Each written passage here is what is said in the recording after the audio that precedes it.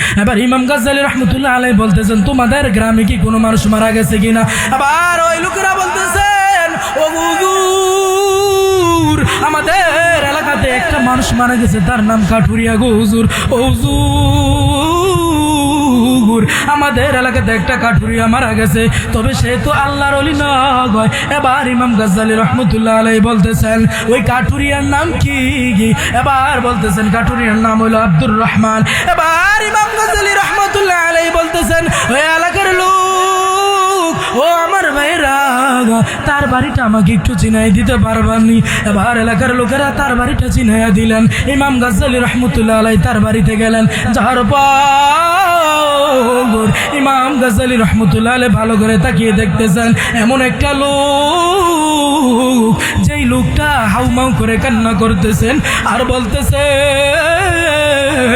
কে আসো আমার বাবার জানাজাটা দিতে পারবা? কে আসো আমার বাবার কবরটা ভালো করে দিতে পারবা? তোমরা কে আসো আমার বাবার ধারবা ভালো করে গোসলটা করাইতে পারবা? ইমাম গাজ্জালীটা দেখার পর ওই যুবক ছেলের কাছে চলে গেলেন। যুবক ছেলেকে ডাক দিয়ে বলতেছেন, ও যুবক, এমন কি এটা হয়? এবার যুবক ছেলে বলতেছেন, ও হুজুর, এই লেখটো আমার বাবা মারা গেছে হুজুর। আমার বাবাকে জানাজা দেওয়ার মতন কোনো লোক নাই। ও হুজুর, আমার বাবাকে কবর দেওয়ার মতন কোনো লোক নাই। ও হুজুর, আমার বাবাকে দাফন দেওয়ানোর মতন কোনো লোক নাই। ও হুজুর, আমার বাবাকে গোসল করে যে কবরস্থ করবে এমন একটা লোক নাই। এবার ইমাম গাজ্জালী রাহমাতুল্লাহ আলাইহি বলতেছেন, এ যুবক, আমি আসছি তোমাদের এলাকাতে তোমার বাবার জানাজা পড়ার জন্য। এবার এটা বলার পর এবার ইমাম গাজ্জালী রাহমাতুল্লাহ আলাইহি বলতেছেন, এ যুবক, সব কিছুর আয়োজন করো, তোমার বাবার জানাজা হয়ে যাবে। এবং ইমাম গাজ্জালী রাহমাতুল্লাহ আলাইহি সব কিছুর আয়োজন করা শুরু করলেন। সর্বপ্রথম কবর করার জন্য গেলেন। যাওয়ার পর দেখতেছে কবরের ভিতর থেকে খুশবুর ঘ্রাণ পায়। বলেন সুবহানাল্লাহ। এবার ইমাম গাজ্জালী বুঝতে আর দেরি হয় না।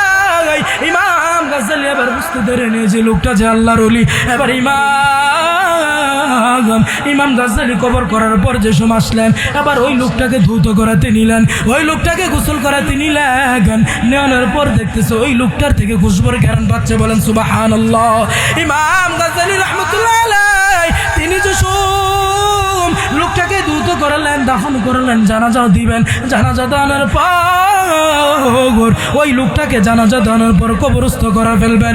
কবর দেওয়ার পর ওই যুবককে ডাক দিয়ে বলতেছেন, কাকে বলতেছেন? যেই কাঠুরিয়ার সন্তান, যেই কাঠুরিয়া মারা গেল, ওই কাঠুরিয়ার সন্তানকে ডাক দিয়ে বলতেছেন, এ যুবক, একটু কি আমার কথা শুনবানি গো যুবক?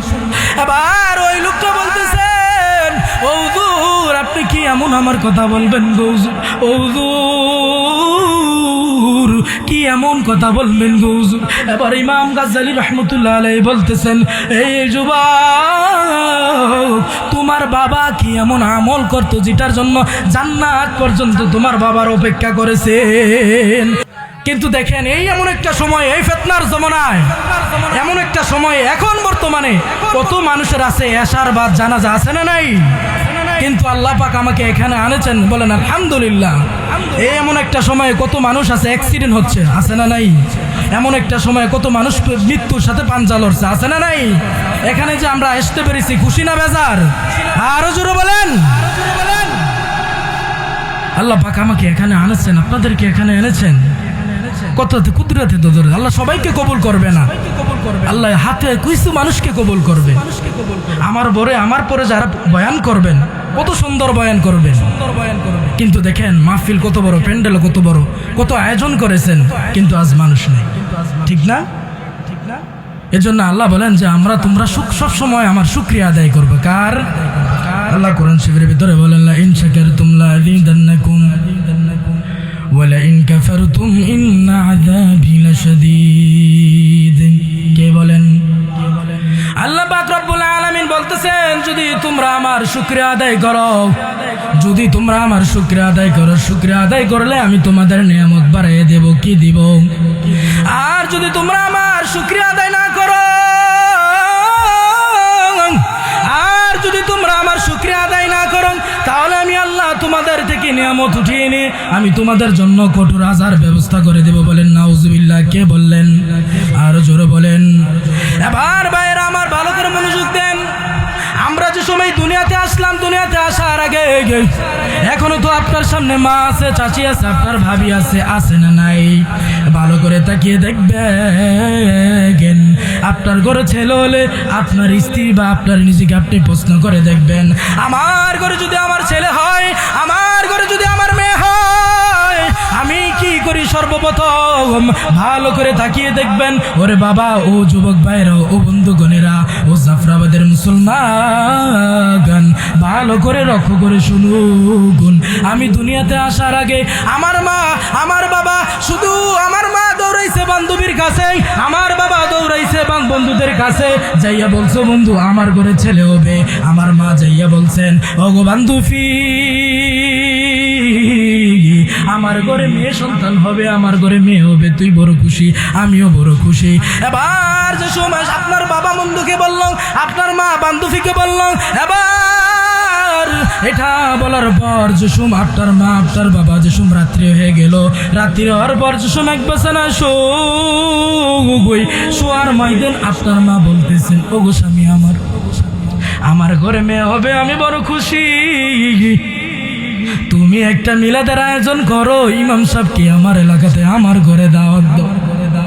এবার আপনার মার কথা শুনে আপনার বাবা বলল, ঠিক আছে, আমি সকালবেলা ইমাম সাহেবকে যেয়ে বলবো আমার ঘরে দুপুর অথবা রাত্রেবেলা খানায় গাইতো আর একটু দোয়া করতো। কিসের কারণে? আপনি দুনিয়াতে আসবেন এই কারণে। এবার ইমাম সাহেবকে যেয়ে বলল, ইমাম সাহেব, আমার ঘরে ছেলে সন্তান হবে, আমার ঘরে মেয়ে সন্তান হবে।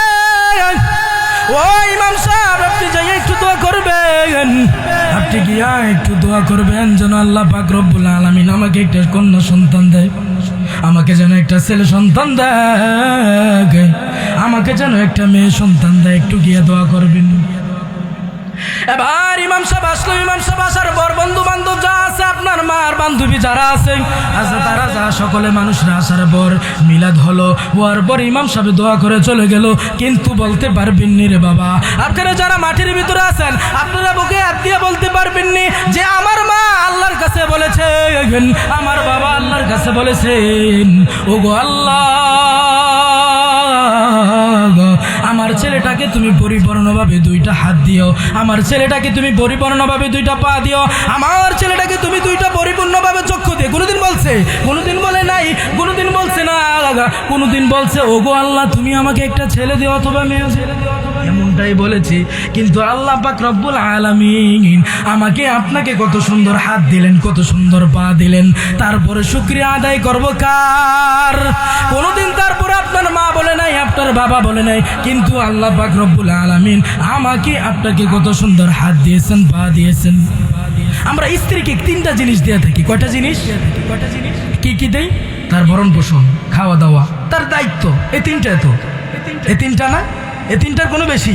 আপনারা কথা বলেন না কেন? এই তিনটার কোনো বেশি? কিন্তু দেখেন, এই তিনটার দেওয়ার কারণে স্ত্রীকে খাওয়ান দেই, ভরণ পোষণ দেই, তার দায়িত্ব নেই, এছাড়া তো আর কিচ্ছু না। কিন্তু দেখেন, এই তিনটা জিনিস দেওয়ার উপরও স্ত্রী যদি একবেলা কথা না শোনে, তার উপরে লইয়া পড়েন। আছে না? সকলেই আছেন। যে স্ত্রী যদি কথা না শোনে, তাকে মারধর করেন, তাকে গালাগালিজ করেন, এমন আছে না নাই? কিন্তু চিন্তা করে দেখেন, আমার আপনার আল্লাহ, যেই রব আমাকে আপনাকে 60 বছর 70 বছর পর্যন্ত ওয়াল টাইম আল্লাহ এমনি ফ্রিতে অক্সিজেন দিয়ে রাখছে। যে আল্লাহ অল টাইম আমাদেরকে দুটো হাত লাড়াচাড়া করার মতন শক্তি দিয়ে রাখছেন, যে আল্লাহ পুরোটা অঙ্গ প্রত্যঙ্গে আল্লাহ পাক রব্বুল আলামিন আমাদেরকে সব কিছু দিয়েছেন, সেই আল্লাহ যদি আমাদেরকে রাগ দেখায়, আমরা কি দুনিয়াতে থাকতে পারবো? এক ফোঁটা পানি পান করতে পারবো? একটু দেখেন, স্ত্রীকে তিনটা জিনিস দেওয়ার কারণে যদি স্ত্রী কথা না শুনে, তাকে মারধর করেন, আর যে আল্লাহ আমাকে আপনাকে সব কিছু দিয়েছে, দুনিয়াতে সূর্যের আলো দিয়েছেন, দুনিয়াতে আসমান দিয়েছেন, জমিন দিয়েছেন, হাত দিয়েছেন, পা দিয়েছেন, আল্লাহর দ্বার পানি নিয়ামত দিয়েছেন, আল্লাহ কত কিছু দিয়েছেন। একটা মাছের ভিতরে 3টা নিয়ামত দিয়েছেন, মাছের মাথা আলাদা স্বাদ, মাছের পেট আলাদা স্বাদ, মাছের লেঞ্জা আলাদা স্বাদ। তারপরে কি আল্লাহর শুকরিয়া আদায় করবো না? আমরা হইলো আমরা মানুষরা হলো সবচাইতে বড় দুনিয়ার ভিতরে স্বার্থবাজ। কথা বলেন ঠিক কি না? আমরা মানুষরা দেখেন, আল্লাহ পাক রব্বুল আলামিন চিন্তা করে দেখেন বালিশের ভিতরে আল্লাহ আমাদেরকে কি না দিয়েছেন, সব কিছু আল্লাহ পাক রব্বুল আলামিন আমাদেরকে দিয়েছেন, তারপরে শুকরিয়া আদায় করি না। আমাদের সমাজে, আমাদের গ্রামে এমনও মুসলমান আছে যেই মুসলমান সারাদিনে একবার আল্লাহর নাম নেয় না। এরকম আছে না নাই? এমনও মুসলমান আছে দেখবেন যে সুস্থতা থাকলে আল্লাহর নাম নেন, আর যে সময় অসুস্থ হতে যায়, সে সুস্থতা থাকলে 7 দিনে যেই খবর নিত আল্লাহর, সে একদিনে 1 ঘন্টা তার চাইতে বেশি নেয়। কথা বলেন ঠিক কি না? আল্লাহর সব সময় শুকরিয়া আদায় করবেন। ভালো থাকেন, খারাপ থাকেন, মন্দ থাকেন, যে অবস্থা থাকেন, সব সময় শুকরিয়া আদায় করবেন। কার? একদিন মুসা নবী আলাইহিস সালাম তুর পারে রওনা হয়ে গেলেন। তিনি তুর পারে যাইবেন। একটু ভালো করে মনোযোগ দিয়ে শোনেন, শুকরিয়া আদায় করলে কি হয় আর শুকরিয়া আদায় না করলে কি হয়। এবার একটু ভালো করে মনোযোগ দেন। মুসা নবী আলাইহিস সালাম তুর পারে রওনা হয়ে গেলেন। কার সাথে কথা বলবেন? আর জোরে বলেন, কার সাথে কথা বলবেন? মুসা নবী আলাইহিস সালাম আল্লাহর সাথে কথা বলবেন। আল্লাহর সাথে কথা বলার জন্য তুর পারে রওনা হয়ে গেলেন। এবার ইতিমধ্যে তিনি রাস্তা দিয়ে যাচ্ছেন। রাস্তা দিয়ে যিনি যাইতেছিলেন, মুসা নবী আলাইহিস সালামকে একটা বৃদ্ধ শূন্য লোক, জীর্ণ শূন্য লোক ডাক দিয়ে বললেন, ওগো পয়গম্বর, আপনি কোথায় যাচ্ছেন? একটু আমাকে কি বলবেন? এবার মুসা নবী আলাইহিস সালাম বলতেছেন, আমি আল্লাহর সাথে কথা বলার জন্য একটু দরবারে যাচ্ছি। এবার এটা বলার পর এবার মুসা নবী আলাইহিস সালামকে বলতেছেন, ওগো পয়গম্বর, আপনি আল্লাহর সাথে যাচ্ছেন কথা বলার জন্য। কার সাথে? আল্লাহর সাথে আপনি কথা বলার জন্য যাচ্ছেন। ওগো পয়গম্বর, আপনি গিয়ে একটু আল্লাহকে বলবেন, আল্লাহ আমাকে এত ধন সম্পত্তি দিয়েছে, আল্লাহ আমাকে এত নিয়ামত দিয়েছে, আমি একলা আমার আহাল, আমার পরিবার আমি খেয়ে শেষ করতে পারছি না। ওগো মুসা, আপনি একটু আল্লাহকে যাইয়া বলবেন নি, আমার আর জিরা একটু বলবেন নি। এবার মুসা নবী এই কথা শোনার পর আবার সামনে অগ্রসর হয়ে গেলেন। এবার মুসা নবী এই কথা শোনার পর আবার সামনের দিকে অগ্রসর হয়ে গেলেন। মুসা নবী যাইতে যাইতে যাইতে যাইতে একটা লোক দেখতে পেলেন, যার আকারও নাই, যার অকিকারও নাই। এবার মুসা নবী আলাইহিস সালাম দেখতেছে ওদিক থেকে একটা আওয়াজ আসে। মুসা নবী ডাক দিলেন। মুসা নবীকে ডাক দেওয়ার পর এবার চলে গেলেন। মুসা নবী আলাইহিস সালাম যে সময় ওই ব্যক্তির কাছে যাওয়ার পর কাছে যেয়ে দেখে যার হাতও নাই, যার পাও নাই, আমরা গ্রামের ভাষা বলি তাকে প্রতিবন্ধী। যার হাত নাই, যার পাও নাই, তাকে আমরা কি বলি? প্রতিবন্ধী তো বলি না? এবার মুসা নবী আলাইহিস সালাম বলতেছেন ওই প্রতিবন্ধী লোকটাকে যে তুমি কি কিছু বলবা? এবার বলতেছে, হে পয়গম্বর, আমার কিছু কথা ছিল। এবার মুসা নবী আলাইহিস সালাম বলেন যে আপনার কি এমন কথা হতে পারে? এবার ওই ব্যক্তিটা বলতেছেন যার হাতও নাই, যার পাও নাই, আমরা গ্রামের ভাষায় বলি তাকে প্রতিবন্ধী। ওই লোকটা বলতেছেন, ওগো নবী আমার, আপনি আল্লাহর কাছে যাইয়া বলবেন, আমার আত্মীয় স্বজন, পাড়া প্রতিবেশী, বন্ধু বান্ধব, সকল মানুষকে, আমার মা বাবা, আল্লাহ পাক রব্বুল আলামিন সকল মানুষকে হাত পা দিয়েছেন, আমাকে কেন দেন নাই? এটা আল্লাহর কাছে একটু যাই বলেন। কার কাছে? আল্লাহর কাছে যাই একটু বলবেন কেন দেন নাই। একটা কারণ তো আছে, কারণ আছে না? আল্লাহ আমাকে কেন দেন নাই, তার তো একটা কারণ আছে। এবার মুসা নবী আলাইহিস সালাম বললেন, ঠিক আছে। মুসা নবী আবার সামনে অগ্রসর হয়ে গেলেন। একটু লক্ষ্য করেন, দেখেন শুকরিয়া আদায় করলে কি আর না করলে কি। আবার মুসা নবী আলাইহিস সালাম আবার সামনে অগ্রসর হয়ে গেলেন। মুসা নবী যাইতে যাইতে আবার ইতিমধ্যে একটা লোকের সাথে দেখা হয়ে গেল। কার সাথে? একটা লোকের সাথে দেখা হয়ে গেল। ওই লোকটা ডাক দিয়ে বলতেছেন, ওগো নবী আমার, আপনি কই যাইবেন? কে বলতেছেন? ওই লোকটা বলতেছেন, ওগো নবী আপনি কই যাইবেন? বলতেছেন যে আমি একটু আল্লাহর কাছে যাবো দরবারে কথা বলার জন্য। কই যাইবেন? তুর পারে যাইবেন আল্লাহর সাথে কথা বলার জন্য। এবার যেসব তুর পারে যাইবেন, তোর বার যাইবেন, তবে ওই লোকটা বলতেছে নগো নবী আমার, আপনি আল্লাহর কাছে যাইবেন একটু কথা বলার জন্য। ও গো নবী আমার, আল্লাহ পাক রব্বুল আলামিন কেন আমাকে আদেশ নেই, কেন আমাকে, ও গো নবী আমার, আল্লাহ কেন আমাকে নিয়ামত দেয় না, আল্লাহ কেন আমাকে বরকত দেয় না, আল্লাহ কেন আমাকে ধন সম্পত্তি দেয় নাই। এবার মুসা নবী আলাইহিস সালাম এটা শোনার পর সামনে অগ্রসর হয়ে গেলেন। তুর পার যাইয়া মধুর আলাপ, প্রেমের আলাপ কার সাথে করতেছেন? আল্লাহর সাথে মুসা নবী কথা শুরু করলেন। যাইয়া বলতেছেন ওগো আল্লাহ, ওগো আল্লাহ, তোমার সাথে এতক্ষণ পর্যন্ত অনেক আলাপ করেছি গো আল্লাহ। ওগো আল্লাহ, তোমার সাথে এতক্ষণ পর্যন্ত কথা বলছি কি ওগো আল্লাহ, আসার সময় আমাকে 3 ব্যক্তি ধরেছিল গো আল্লাহ। ওগো আল্লাহ, প্রথম ব্যক্তি বলেছিল তাকে এত ধন সম্পত্তি দিয়েছ, সে তার আল তার পরিবারকে শেষ করতে পারছে না গো আল্লাহ। ওগো আল্লাহ, এমন ব্যক্তিকে তুমি দিয়েছ যে ব্যক্তির হাতও নাই, যে ব্যক্তির পাও নাই গো আল্লাহ। সে জিজ্ঞাসা করছে তুমি তাকে কেন হাত পাও দাও নাই। ওগো আল্লাহ, তোমার কাছে প্রশ্ন করছে তুমি তাকে কেন নিয়ামত দাও নাই, তুমি তাকে কেন বরকত দাও নাই, তুমি তাকে কেন ধন সম্পত্তি দাও নাই। এবার আল্লাহ ডাক দিয়া বলে মুসা রে, তুই যদি জানতি আমি কেন দেই নাই রে মুসা। ও মুসা, আমি প্রথম ব্যক্তিকে এত ধন সম্পত্তি দিয়েছি।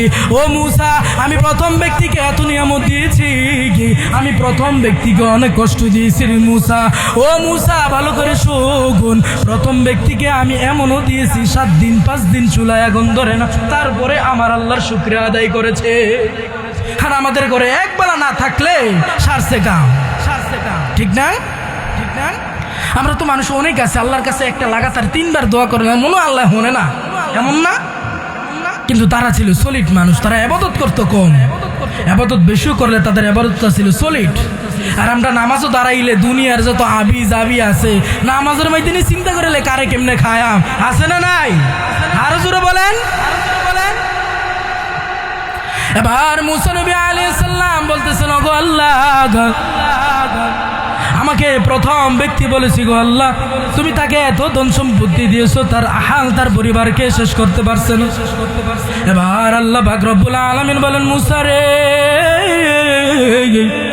আমি আল্লাহ প্রথম ব্যক্তিকে এত ধন সম্পত্তি দিয়েছি, আমি তাকে এত কষ্ট করে, কিন্তু ওই বান্দাটা কোনোদিনও আল্লাহর শুকরিয়া, আমার শুকরিয়া আদায় কমাই নাই।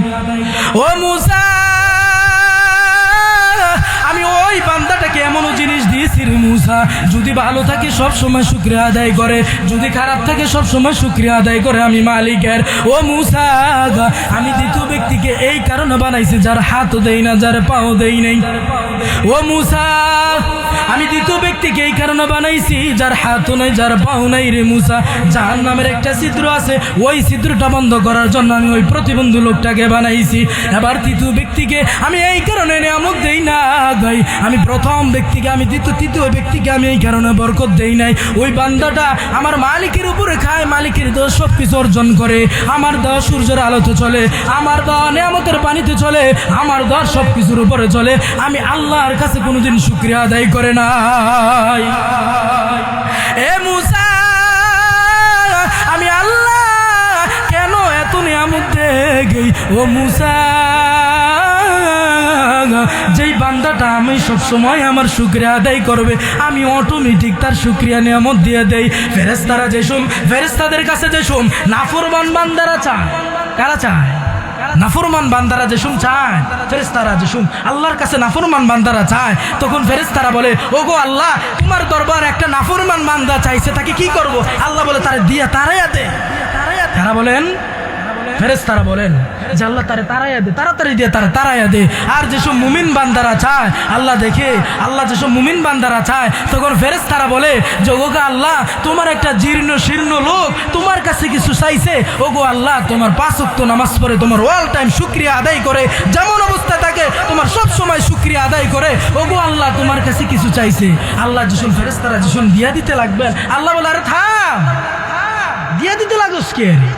একটু দেখোস না বান্দার কারিশমা একটু দেখ। আমি যে তোরা যা ফেরেশতারা বলছিলি যে আমি বান্দা না বানাইতাম, দেখ আল্লাহ বান্দার মুমিন বান্দাদের খেলা দেখি। এবার মুসা নবী আলাইহিস সালাম আল্লাহর সাথে কথা বলা শেষ করার পর মুসা নবী আবার বেগে ফিরলেন।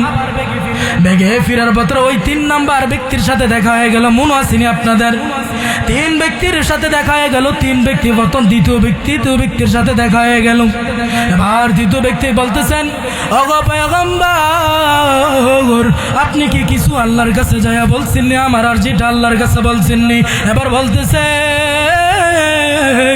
ও বান্দা, তুমি ও সব সময় মালিকের শুকরিয়া আদায় করবে। তুমি ভালো আছো, মালিকের শুকরিয়া আদায় করো। তুমি খারাপ আছো, মালিকের শুকরিয়া আদায় করো। ব্যবসাতে তোমার লস হয়েছে, মালিকের শুকরিয়া আদায় করো। তোমার ঘরের সংসারটা ভালো চলতেছে না, শুকরিয়া আদায় করো। আমার আল্লাহ তোমার ঘরের ভিতরে অবটনা দিয়েছে, শুকরিয়া আদায় করো। আমার আল্লাহ তোমাকে ঋণের গোস্ত ফালে রাখছে, তুমি শুকরিয়া আদায় করো। যেই অবস্থা থাকো তুমি সব সময় শুকরিয়া আদায় করবে। কার? সকল প্রশংসা কার? প্রশংসা সবই কেবল তোমারি, প্রশংসা সবই কেবল তোমারি, রব্বুল আলামিন। দয়ালু মেহেরবান করুণায় ফুরান, দয়ালু মেহেরবান করুণায় ফুরান, আর কেহ নাই তিনি মালিক শেষ শেষ বিচারের দিন। শেষ বিচারের দিনকে আরো জোরে বলেন।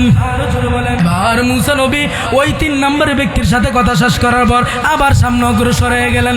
ওই যে ব্যক্তি যার হাতও নাই, যার পাও নাই, এবার মুসা নবী আলাইহিস সালাম যার হাতও নাই, যার পাও নাই, ওই ব্যক্তির সাথে গেলেন। এবার গিয়ার পর বলতেছে, ও নবী আমার, আপনি কি আল্লাহর কাছে আমার আরজিটা পৌঁছেছেন কিনা? এবার বলতেছে, হ্যাঁ তোমার আরজিটা আল্লাহর কাছে পৌঁছে দিয়েছি, তবে আল্লাহ বলেছেন তোমার এমন একটা কথা বলেছেন। মুসা নবী বলতে চান, বান্দাটাকে বানাইছে এক প্রতিবন্ধী। বান্দাটাকে কি বানাইছেন? বান্দাটাকে কি বানাইছেন? আরো জোরে বলেন, কি বানাইছেন? বান্দাটাকে এমনিতে এক প্রতিবন্ধী বানাইছেন, আরো বানাইছেন একটা জাহান্নামের ছিদ্র বন্ধ করার জন্য। কি বন্ধ করার জন্য? জাহান্নামের একটা ছিদ্র বন্ধ করার জন্য বানাইছেন। এবার মুসা নবী আলাইহিস সালাম বলতেছেন, এবার বলতে চান না, ওই বান্দাটার কাছে বলতে চান না, বলেন না।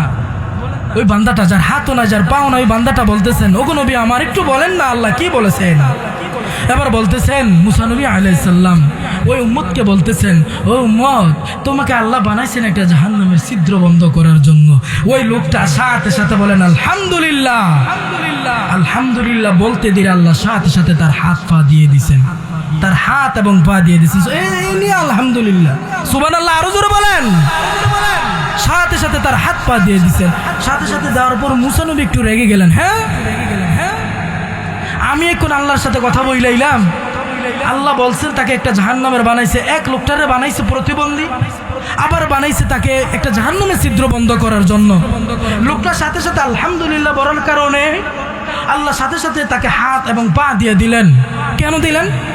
এবার আল্লাহ ডাক দিয়া বলতেছেন, মুসা রে, যে সময় বান্দাটা আমি তাকে বানাইছি এক প্রতিবন্ধী, দ্বিতীয় বানাইছে জাহান্নামের একটা ছিদ্র বন্ধ করার জন্য, ওই বান্দাটা যে সময় আলহামদুলিল্লাহ বলছে, আমার আল্লাহর আরশটা পর্যন্ত কেঁপে গেছেন। বলেন সুবহানাল্লাহ। আমি আল্লাহর সহ্য করতে পারি নাই, আমি তাকে সাথে সাথে কি দিয়ে দিয়েছি? আমি সাথে সাথে তাকে কি দিয়ে দিয়েছি? হাত পা দিয়ে দিয়েছি। চিন্তা করছে, শুকরিয়া আদায় করলি কি আর না করলি কি? ভাই ও দোস্ত, আজ মরলে কাল 2 দিন, কয়দিন বাঁচবেন? আজকে যদি আপনি এখন মরেন, আপনি যদি এখন মারা যান, আপনার কাপড়গুলা খুইলা রাইখা দিবেন। আপনি হাতের ভিতরে যে সোনার আংটিগুলা পরছিলেন, রূপার আংটিগুলা পরছিলেন, আপনার স্ত্রী বলবো, আদরের স্ত্রী বলবো, আপনার ছেলেকে বলবো, আপনার মেয়েকে বলবে যে তোর বাবা রাতের আংটিটি খুলে নিয়ে মানুষ নিয়ে যায়। কথা বলেন ঠিক কি না? চিন্তা করেন, হাতের আংটিটি আপনার রাইখা দিন। আপনি মারা যান, মনে করেন রাত্রে মারা গেছেন, আপনার দিনে জানাজা, কিন্তু আপনাকে রাতের বেলা ঘরে রাখবেন, আপনাকে বাইরে রাখবেন, ফরিদিয়া রাখবেন, কিন্তু ঘরে রাখবে না, বিছানায় রাখবে না। আপনি একটু চিন্তা করেন, যে স্ত্রী ছাড়া আপনি দুনিয়াতে, যে স্ত্রী ছাড়া আপনি যেখানেই যান, স্ত্রীকে কল দিয়ে বলেন, ওগো কি খাইছো তুমি? ওগো তুমি কি খাইছো? আমার কাছে আজকে ভালো খানা দিছে, আমি খাইতে পারি নাই, তোমাদের মায়ায়।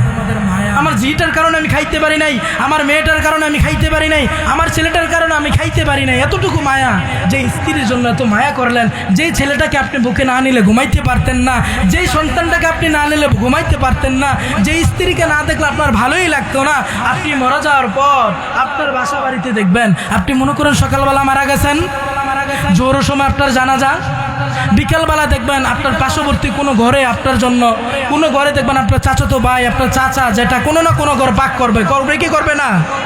করবে। কিন্তু ওই ঘরে দেখবেন আপনার ছেলে আপনার মেয়ে বিকালবেলা খানা খাইতেছে। কথা বলেন ঠিক কিনা? আরো জোরে বলেন। এই জন্য মুসা নবী আলাইহিস সালাম এবার ওই দ্বিতীয় ব্যক্তির সাথে কথা হয়ে গেলেন। দ্বিতীয় ব্যক্তিকে বলতেছেন যে তোমারকে আল্লাহ বানাইছেন একটা জাহান্নামের ছিদ্র বন্ধ করার জন্য। এবার মুসা নবী আলাইহিস সালাম এটা বলার পর এবার মুসা নবী আলাইহিস সালাম বলতেছেন জাহান্নামের একটা ছিদ্র বন্ধ করার জন্য তোমাকে বানাইছে। এবার লোকটার সাথে সাথে আলহামদুলিল্লাহ বললেন। আলহামদুলিল্লাহ বলার সাথে সাথে আল্লাহ পাক রব্বুল আলামিন তার হাত এবং তার বাহু দিয়ে দিলেন। এবার ওই প্রথম ব্যক্তির সাথে মুসা নবী দেখা করতে গেলেন।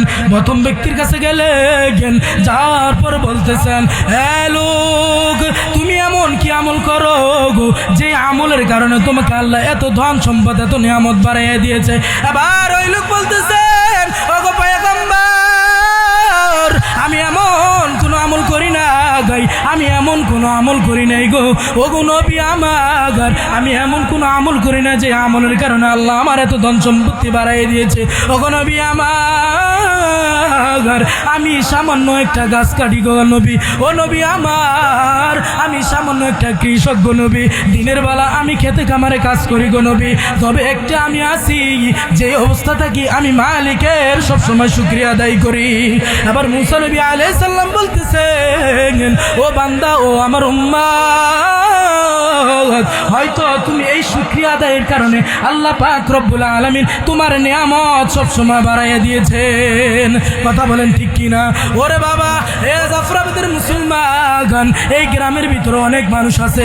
আজকে যদি মা বোনরা বলতো আমার গ্রামের ভিতরে একটা মাহফিল হয়, আমার গ্রামের ভিতরে সারাদিন কোনো মাহফিল হয় নাই, আমার গ্রামের ভিতরে মাসে কোনো মাহফিল হয় নাই, আমার গ্রামের ভিতরে কোনো বছরে একটা মাহফিল হয়, ওগো স্বামী আমার, ওগো সন্তান আমার, যা যা মাহফিলে যা, তাহলে আমার মনে হয় জাফরাবাদের মুসলমান যদি এই মাহফিল আসতো, আমার মনে হয় এই মাহফিলটা 3টা ফেন্টল পর্যন্ত গুলাইতো না। চিন্তা করেন, দিনই তো আতর মধ্যে মানুষ কম। এখনো যদি আজকে কেউ আসতো, যদি তাকে 60 টাকা দিত, কোনো ইয়ের টাকা দিত, তাহলে মানুষের অভাব হইতো না। কথা বলেন ঠিক কিনা? এবার দেখবেন আমাদের মুসলমানেরা ভালো করে আল্লাহর শুকরিয়া আদায় করতে তেমন কিছু লাগে না। আপনি যেমনই আছেন, আল্লাহ আপনাকে আস্তে রিজিকে আলুর ভর্তা রেখেছেন, শুকরিয়া আদায় করবেন আল্লাহর। আপনি এবার কোরআন পড়তে জানেন না, আপনি মসজিদে যান, আপনি আল্লাহর ঘরে যান, 5 ওয়াক্ত নামাজ পড়েন। নামাজের আগে ইমাম সাহেবের নামাজের আর 10 মিনিট দাঁড়াইতে দেরি আছে, ইমাম সাহেব 10 মিনিট পরে দাঁড়াই যাবেন জামাতে। 10 মিনিট আগে মসজিদে গেছেন, সুন্নত আদায় করছেন, হাতে আছে আর 5 মিনিট সময়। কোরআনটা আছে মসজিদের, এমন কোনো মসজিদ নাই যে মসজিদের তাকের ভিতরে কোরআন থাকে না। আপনি ওই কোরআনটা নেন, কোরআনটা নিয়ে আনার পর খুলে একটু দেখেন, কোরআন দেখলেও সব, কোরআন পড়লেও সব, কোরআন যেইভাবে দেখেন, কোরআন চুমা দিলেও সব। কথা বলেন ঠিক কিনা? ইমাম সাহেব নামাজে দাঁড়িয়ে যাবেন, 5 মিনিট আর সময় আছে, ওই 5 মিনিটের ভিতরে আপনি কোরআনটাকে ধরেন, ধরে বলেন, ওগো আল্লাহ, আমি কোরআন পড়তে জানি না গো আল্লাহ, ওগো আল্লাহ, পরিবারের চাপে আমি মাদ্রাসায় পড়তে পারি নাই গো আল্লাহ, ওগো আল্লাহ, ছোট ভাইকে লেখাপড়াতে করাইতে যাই আমি পড়তে পারি নাই, ওগো আল্লাহ, সংসার চালাইতে যাই আমি কোরআন পড়তে পারি নাই গো আল্লাহ। আপনি বুকের মধ্যে নিয়ে আল্লাহর কাছে আপনার কথা বলেন, মনের ভিতরে যেই জমা কথাগুলো ছিল ওইগুলো আল্লাহকে বলেন, আল্লাহ দেখবেন আপনার নিয়ামত বাড়াইয়া দিব। আপনি পড়তে পারেন না, কোরআনটা একটু কইলা দেখেন, কোরআনটা একটু কইলা দেখেন যে কোরআনের ভিতরে কি লেখা আছে। আপনি আঙ্গুল ঘুরে ঘুরে ঘুরে ঘুরে দেখেন, ওরে বাবা, কোরআন যা পড়লে যে এত দাম, এখানে কি আসছেন আমাকে চেহারা দেখে না কোরআনের মহাব্বতে, এখানে আমাকে কিসের জন্য এনেছেন? আর জোরবেলা এখানে কিসের জন্য এনেছেন? আমার চেহারা দেখে এনেছেন না কোরআনের মহাব্বতের কারণে? ওরে বাবা, আপনি ভালো করে চিন্তা করেন, একটা কাঠের একটা কাঠ, যেই কাঠটা আপনি রাস্তাতে দেখলে লাথি মেরে ফেলে দেন, ওই কাঠটা যদি কোরআন শরীফের সাথে রেল অনুযায়ী লাগে, ওই কোরআনটা যদি রেল অনুযায়ী লাগে, যদি লাগার কারণে সাথে সাথে আপনি রেলটাকে বাইরে সালাম করতে থাকেন, করেন কি করেন না? আরো জোরে বলেন। আল্লাহ পাক রব্বুল আলামিন কত সুন্দর করে আমাদেরকে কত নিয়ামত, কত কি সব কিছু দিয়েছেন। কোরআন পড়তে জানেন না, কোরআনটাকে ধরেন, মসজিদে যান, মসজিদে নিয়ে একটু কোরআনটাকে বুকে নেন। পড়তে জানেন না, কি হয়েছে রে বাবা, একটু নেন না, একটু বুকে নেন, একটু বুকে নিয়ে তারপরে আল্লাহর কাছে আপনার কথাগুলো বলেন। আপনি পড়তে জানেন না, কোরআনটা একটু খুলেন, মাঝে মাঝে একটু কোরআনটা চুপে দেন। এমনও মুসলমান আছে আমাদের ঘরে, সংসারের ভিতরে, এমনও মুসলমান আছে আমাদের সমাজে, আমাদের এলাকাতে, প্রত্যেকটা ঘরে ঘরে দেখবেন কোনো না কোনো ঘরে কোরআন আছে। আবার এমনও ঘর আছে যেই ঘরে কোরআন পড়তে জানে না, দেখা কোরআন রাখে না, এমন ঘর আছে না নাই?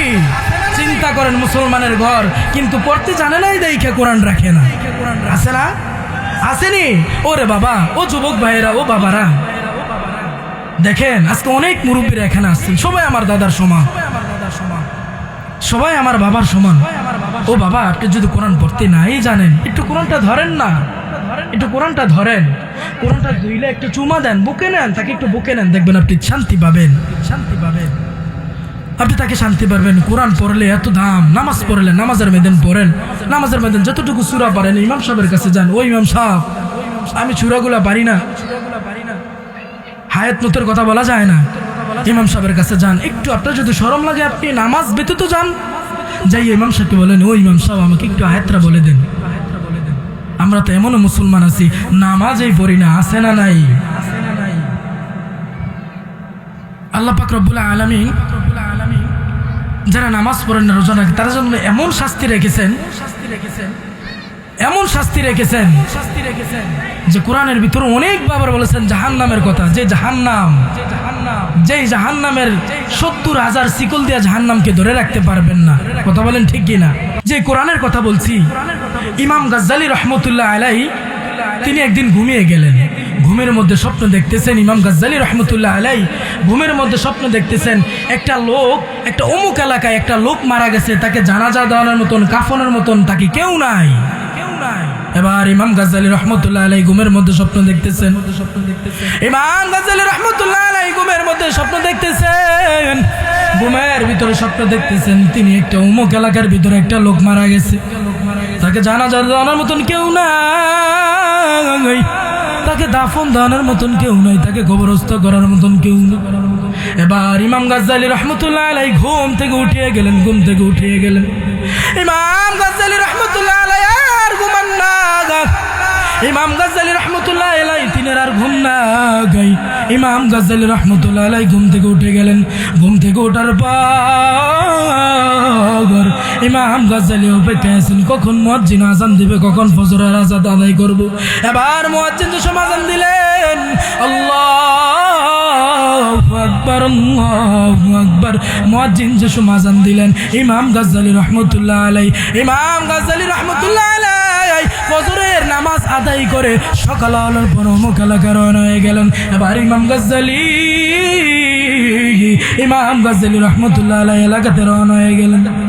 ওই রওনা হয়ে গেলেন, ওই যে লোকটা মারা গেছে ইমাম গাজ্জালি রহমতুল্লাহ আলাইহি স্বপ্ন দেখেছিলেন, যেই স্বপ্ন দেখেছিলেন ইমাম লোকটা মারা গেছেন, কিন্তু তাকে দাফন দেওয়ানোর মতন কেউ নাই, জানাজা পড়ানোর মতন কেউ নেই।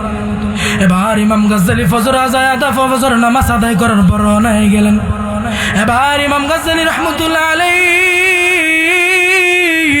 ইমাম গাজ্জালি আবার ওই অমুক এলাকাতে গেলেন। এবার গিয়া বলতেছেন, ও যুবক ভাই, আপনি কি আমার একটু কথা শুনবেন নি গো? এলাকার মানুষদেরকে ডাক দিয়ে বলতেছেন, ও যুবক ভাইরা আমার, ও এলাকার মানুষরা আমার একটু কথা শুনবেন নি? এবার ইমাম গাজ্জালি রহমতুল্লাহ আলাইহি কথা সারা দেওয়ানোর জন্য অনেক লোক আসলেন। এবার ইমাম গাজ্জালি রহমতুল্লাহ আলাইহি কে বলতেছেন, হুজুর আপনি কি এমন কথা বলবেন যে লোকরা আমাকে সামান্য লোকদেরকে ডাক দিয়েছেন?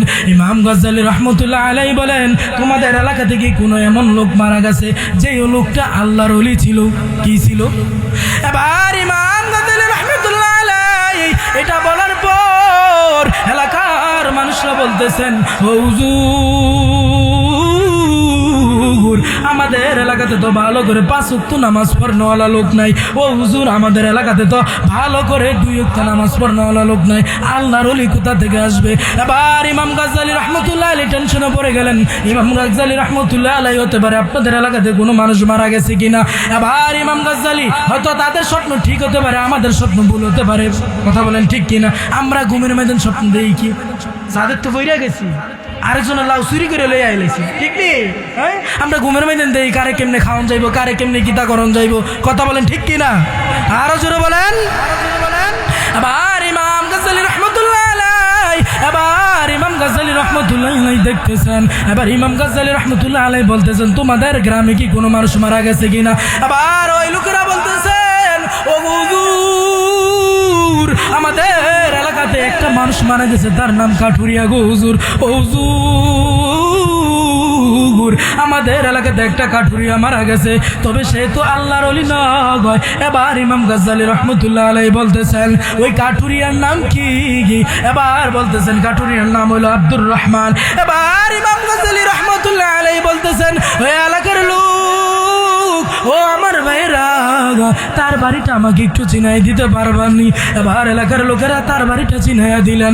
ইমাম গাজ্জালী রাহমাতুল্লাহ আলাইহি তার বাড়িতে গেলেন। যাওয়ার পর ইমাম গাজ্জালী রাহমাতুল্লাহ আলাইহি ভালো করে তাকিয়ে দেখতেছেন এমন একটা লোক, যেই লোকটা হাউমাউ করে কান্না করতেছেন আর বলতেছেন কে আসো আমার বাবার জানাজাটা দিতে পারবা? কে আসো আমার বাবার কবরটা ভালো করে দিতে পারবা? তোমরা কে আসো আমার বাবার দাঁড়বা ভালো করে গোসলটা করাইতে পারবা? ইমাম গাজ্জালীটা দেখার পর ওই যুবক ছেলের কাছে চলে গেলেন। যুবক ছেলেকে ডাক দিয়ে বলতেছেন ও যুবক তেমন কি টাহা? এবার যুবক ছেলে বলতেছেন ও হুজুর এই লেখটা আমার বাবা মারা গেছে হুজুর, আমার বাবাকে জানাজা দেওয়ার মতন কোনো লোক নাই। ও হুজুর আমার বাবাকে কবর দেওয়ার মতন কোনো লোক নাই। ও হুজুর আমার বাবাকে দাফন দেওয়ার মতন কোনো লোক নাই। ও হুজুর আমার বাবাকে গোসল করে যে কবরস্থ করবে এমন একটা লোক নাই। এবার ইমাম গাজ্জালী রাহমাতুল্লাহ আলাইহি বলতেছেন এ যুবক আমি আসছি তোমাদের এলাকাতে তোমার বাবার জানাজা পড়ার জন্য। এবার এটা বলার পর এবার ইমাম গাজ্জালী রাহমাতুল্লাহ আলাইহি বলতেছেন এ যুবক সব কিছুর আয়োজন করো, তোমার বাবার জানাজা হয়ে যাবে।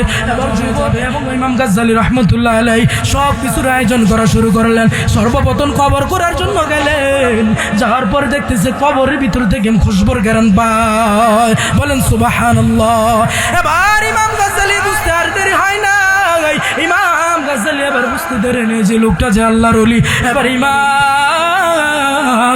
ইমাম গাজ্জালী কবর করার পর যে সময় আসলেন এবার ওই লোকটাকে ধৌত করাতে নিলেন, ওই লোকটাকে গোসল করাতে নিলেন। নেওয়ার পর দেখতেছে ওই লোকটার থেকে খুশবুর ঘ্রাণ পাচ্ছে। বলেন সুবহানাল্লাহ। ইমাম গাজ্জালী রাহমাতুল্লাহ আলাইহি তিনি যে লোকটাকে ধৌত করালেন, দাফন করলেন, জানাজাও দিবেন। জানাজা দানের পর ওই লোকটাকে জানাজা দানের পর কবরস্থ করা ফেলবেন। কবর দেওয়ার পর ওই যুবককে ডাক দিয়ে বলতেছেন, কাকে বলতেছেন? যেই কাঠুরিয়ার সন্তান, যেই কাঠুরিয়া মারা গেল ওই কাঠুরিয়ার সন্তানকে ডাক দিয়ে বলতেছেন এ যুবক একটু কি আমার কথা শুনবানি গো যুবক? এবার ওই লোকটা বলতেছেন ও হুজুর আপনি কি এমন আমার কথা বলবেন গো ও হুজুর, কি এমন কথা বলবেন গো হুজুর? এবার ইমাম গাজ্জালী রাহমাতুল্লাহ আলাইহি বলতেছেন এই যুবক তোমার বাবা কি এমন আমল করতো যেটার জন্য জান্নাত পর্যন্ত তোমার বাবার অপেক্ষা করেছেন? বলেন সুবহানাল্লাহ। যার জন্য জান্নাত অপেক্ষা করেছেন কে বলতেছেন? ইমাম গাজ্জালী রাহমাতুল্লাহ আলাইহি ছেলেটাকে ডাক দিয়ে বলতেছেন ওগো ছেলে তোমার বাবা কি এমন আমল করতো যে আমলের কারণে তোমার বাবার জন্য জান্নাত অপেক্ষা করতেছে? এবার যুবকটা ডাক দিয়ে বলতেছেন ও হুজুর আমি জানি না আমার বাবা কি এমন আমল করতো, তবে আপনি আমার মাকে জিজ্ঞাসা করতে পারেন, আমার মা ভালো করে বলে দিতে পারবে আমার বাবা কি আমল করতো। দেখছেন স্বামী স্ত্রীর মহব্বত, দেখছেন। আবার ইমাম গাজ্জালী রাহমাতুল্লাহ আলাইহি যুবকটাকে বললেন এ যুবক তোমার মাকে একটু ডাক দাও, পর্দার আড়ালে তোমার মার সাথে একটু কথা বলবো। এবার ইমাম গাজ্জালী রাহমাতুল্লাহ আলাইহি ওই যুবক ছেলের মার সাথে কথা বলতে শুরু করলেন। যে কাঠুরিয়ার বউর সাথে কথা বলতেছে, ওই কাঠুরিয়ার বউকে প্রশ্ন করলেন, ওগো মা, আপনার স্বামী কি এমন আমল করতো যে জন্য জান্নাত অপেক্ষা করতেছে? এবার ডাক দিয়ে বলতেছেন, হুজুর আমার স্বামী তেমন কোনো আমল করতো না গো হুজুর, আমার গরিব, আমরা বড় গরিব ছিলাম। ও হুজুর, বড় গরিবের কারণে আমার স্বামী সারাটা দিন কাঠের কাঠ কেটে, আমার স্বামী সারাটা দিন কাঠ কেছে, আমার স্বামী সারাটা দিন গাছ কেটে এনে বাজারে বিক্রি করে, বাজার থেকে যেই টাকা পায় আমার স্বামী এটা দিয়ে আমার জন্য চাল আনে, খাদ্য আনে, ঘরের খাবার আনে। ও হুজুর, এই কয়েকটা জিনিস দিয়ে আমাদের পেট চলে। হ্যাঁ হুজুর, আমি তবে বলতে পাইরাম আমাদের ঘরের ভিতরে এমন একটা বই, যেই বইটা আছে ওই বইটা আমি তেমন চিনি না গো হুজুর। ওই বইটা ধরে আমার স্বামী প্রত্যেকটা দিন কান্না করতো, ওই বইটা দেখতাম আমার স্বামী প্রত্যেকটা দিন কান্না করতো। আমি দেখতাম না বইটা কোনোদিন দইরা পড়ছে, আমি দেখতাম না কোনোদিন দইরা বইরা ভালো করে পড়ছে। ও হুজুর, ইমাম গাজ্জালী রাহমাতুল্লাহ আলাইহি বলতেছেন, আমি দেখতাম আমার স্বামী প্রত্যেকটা দিন ওই বইটা ধরে ধরে আঙ্গুলগুলো ঘুরাইতো আর চোখের পানি ছাড়তো। এবার ইমাম গাজ্জালী রাহমাতুল্লাহ আলাইহি বলতেছেন, এমন কি বই হতে পারে তোমার? এবার ইমাম গাজ্জালী রাহমাতুল্লাহ আলাইহি বলতেছেন, ওগো মা, এমন কি বই হতে পারে যেটা আমাকে একটু দেখাইবানি? এবার ওই মা যাইয়া তাকের থেকে আইনা একটু ইমাম গাজ্জালী রাহমাতুল্লাহ রাতে দিয়া দিল। ইমাম গাজ্জালী রাহমাতুল্লাহ আলাইহি খুলে দেখেন এটা আল কোরআন। এবার ইমাম গাজ্জালী রাহমাতুল্লাহ আলাইহি কোরআনটা ধরে দেখতেছেন, একটু ভার লাগে কোরআন শরীফটা। এবার ইমাম গাজ্জালী রাহমাতুল্লাহ আলাইহি ভাবতেছে এটার মনের ভিতরে কি আছে। ইমাম গাজ্জালী রাহমাতুল্লাহ আলাইহি কোরআন শরীফটা খুলে ফেললেন। কোরআন শরীফ যখন খুলে ফেললেন, দেখতেছেন কোরআনের প্রত্যেকটা পৃষ্ঠা ভিজা। এবার ইমাম গাজ্জালী রাহমাতুল্লাহ আলাইহি ডাক দিয়ে বলতেছেন, মা গো, ওই কোরআনের পৃষ্ঠাগুলো প্রত্যেকটার ভিতরে আঙ্গুলের ছাপ কেন রয়েছে? ওগো মা, প্রত্যেকটা পৃষ্ঠার ভিতরে কেন আঙ্গুলের ছাপ রয়েছে? ভিজা গন্ধ কেন পাচ্ছি গো মা? এবার বলতেছেন, হুজুর, আমার স্বামী দেখতাম প্রত্যেকটা দিন ফজরের নামাজ আদায় করে কোরআন শরীফটা 10টা মিনিটের জন্য লইতো, লয়ের পরে দেখতাম আমার স্বামী পড়তেও জানতো না, প্রত্যেকটা দিন দেখতাম চোখের পানি ছাড়তো আর আল্লাহর কাছে কান্না করতো। কোরআনের দাম আছে না নাই? আরো জোরে বলেন। এবার ইমাম গাজ্জালী রাহমাতুল্লাহ আলাইহি দেখেন, ওগো মা, এই বইটার মধ্যে কি কি পড়তো আপনি কি জানেন না? এবার বলতেছেন, ও ইমাম গাজ্জালী রাহমাতুল্লাহ আলাইহি, আমি এতটুকু জানি সব সময় কান্নাকাটি করতেন আল্লাহর কাছে। কার কাছে? কোরআন পড়লে লাভ আছে না নাই? এই কোরআনের কারণে আপনি জান্নাতে যাইতে পারবেন। ওরে বাবা, অনেক কবরের ভিতরে সময় শর্ট, অনেক কবরের ভিতরে যেসব মালিকের অনেক ফেরেশতারা কবরের ভিতরে লাশ খুঁজে পাইবেন না। কি পাইবেন না?